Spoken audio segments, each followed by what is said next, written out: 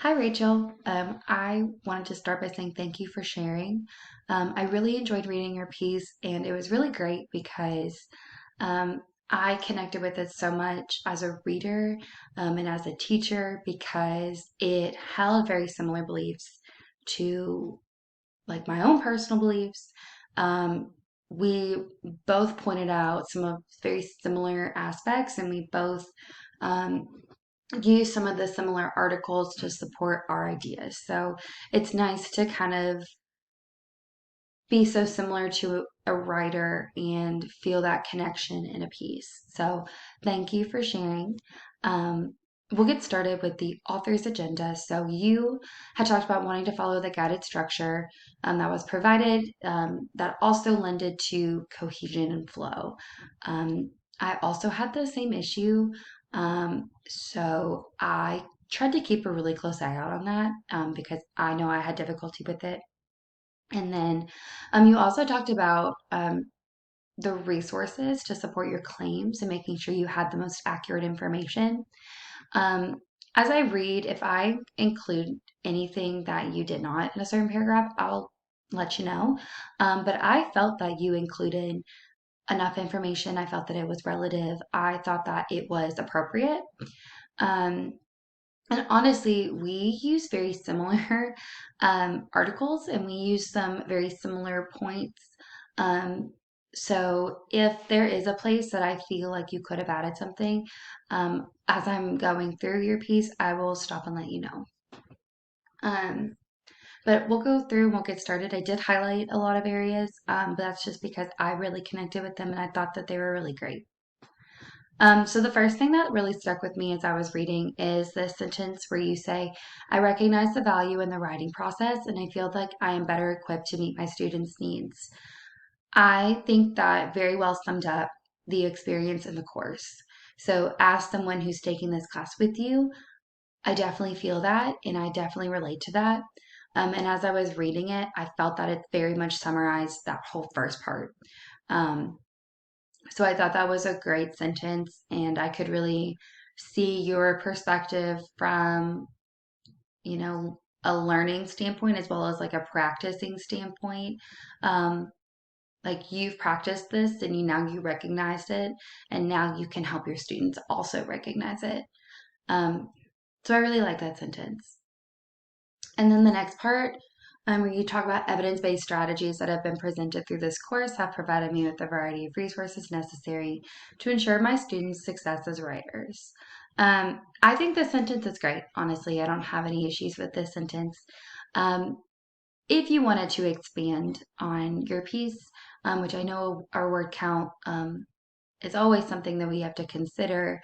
Um, I wonder if maybe listing one or two strategies where you talk about evidence-based strategies, like just quick, or maybe say like I used these strategies if you did. I wonder if that would just help me as a reader see that you took that class to heart and you implemented it, or you've picked out one or two important strategies. But again, that's if you wanted to expand upon that. And for the sake of word count, I think that the sentence is great.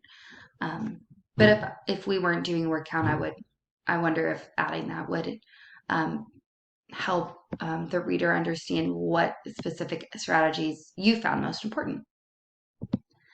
Um, But then as I go through, you start to talk about your personal experience. And I felt this paragraph on like a whole level.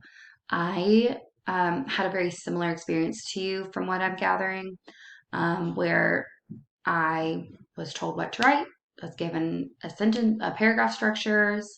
I was given, what I needed to do, turned it in, got it back with red marks about what I did wrong. It was never a conversation of, you did this great, here's what you need to do next, here's how we can improve. And it was kind of like, it made me not like writing anymore. And I loved to write as a kid. So I think the sentence that you put here kind of really sums up the way in which writing was taught. When we were in elementary school or middle school or whatever we were whenever we were in school. Um, so I really did like this sentence because it just summarizes it. Um, and then we go on to talk about the Common Core standards. I felt that the transitions were good here. I understood, you know, what was happening. I didn't feel like any of these on this page were very abrupt. Um, but I did highlight this part in this part of the article, or not the article, I'm sorry, in your piece. I as I noticed the same article and I used the same articles. That's just why I highlighted that, because I thought that this is one of the like it.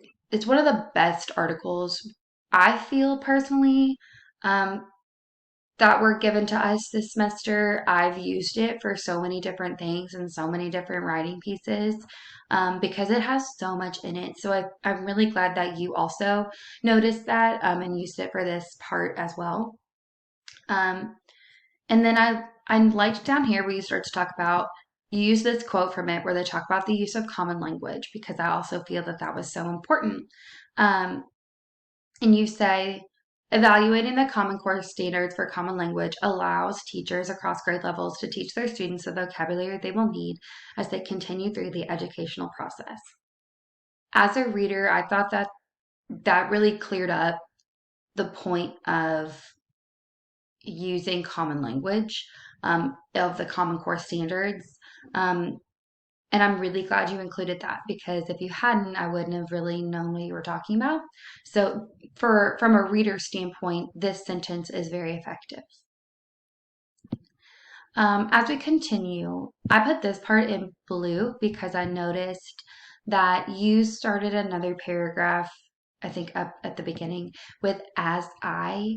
Um, And I'm really bad about that too. I will start all my paragraphs the same way and go back and reread it and realize they all sound the exact same.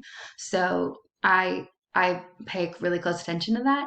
So I wonder if there is something we could do to incorporate maybe, um, the educational process, student success, something like that from this last paragraph into the sentence of this paragraph to kind of connect them, instead of starting it off in the way that we had already. Um, so I wonder what we could do to maybe look at that. But again, I don't think it's a bad transition. I just noticed that you had already used it. But down here in this sentence, you say, however, there are many teachers who will read the articles and pick apart the information because they do not see how it would work in their own classroom. Many teachers, especially those who have been teaching for a long time, become comfortable in the way that they teach. I highlighted this because I agreed with this opinion. Um, I think that it definitely answered the question that we were asked to answer about, what is the point? Why are not that why are the teachers, so critical of these practices? So I think that this was a great sentence to kind of sum that all up. I noticed that you used a past a better writing. I believe I used that one too. But another article that I used in this specific section was, the histories and mysteries of grammar.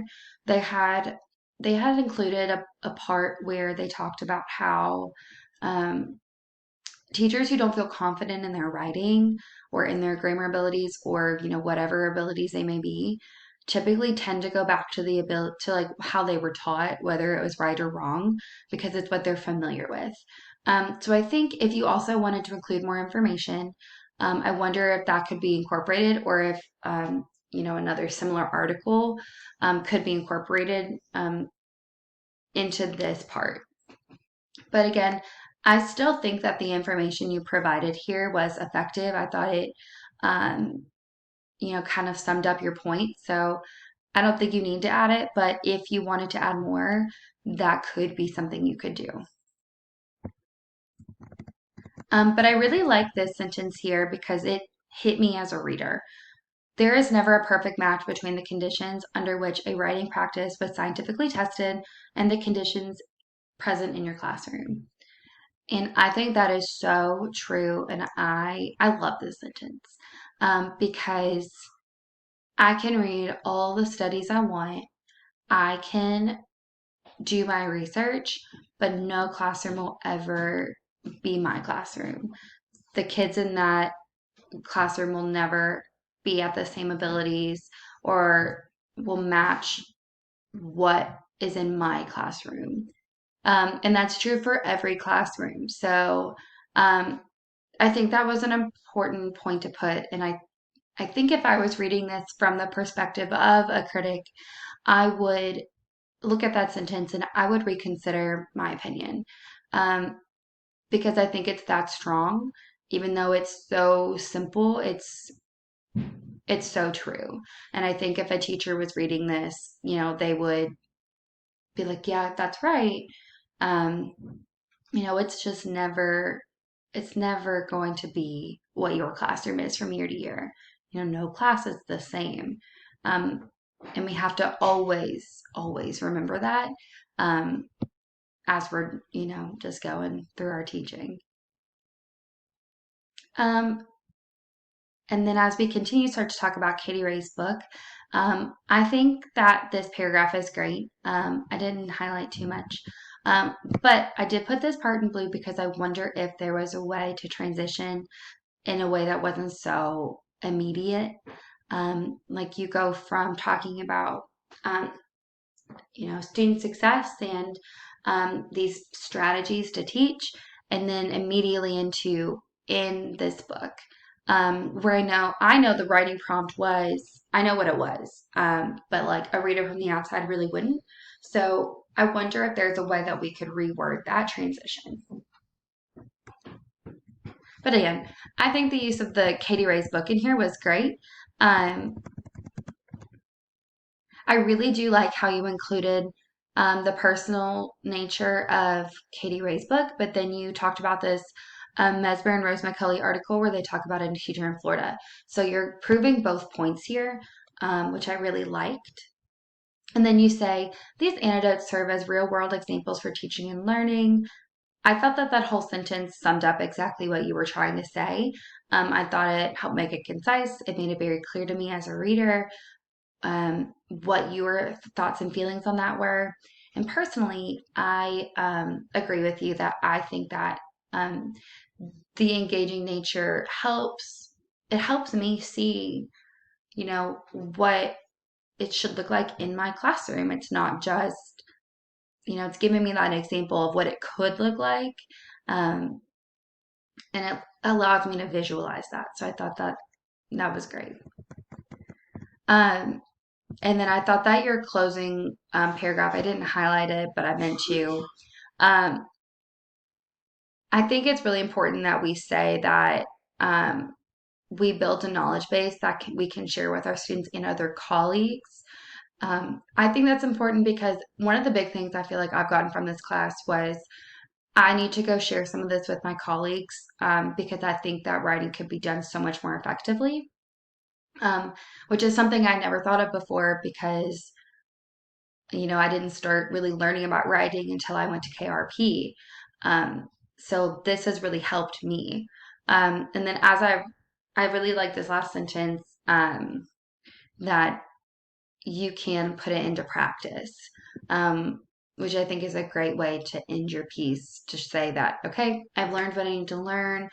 Um, I'm going to continue to learn, but now I'm ready to go teach my kids how to be writers. And I think that was a great way to end it. Um, so I really enjoyed your piece. If you have any questions or need me to explain anything a little further, please just let me know. But thank you so much for letting me go through your piece and for sharing it with me. I hope you have a good day.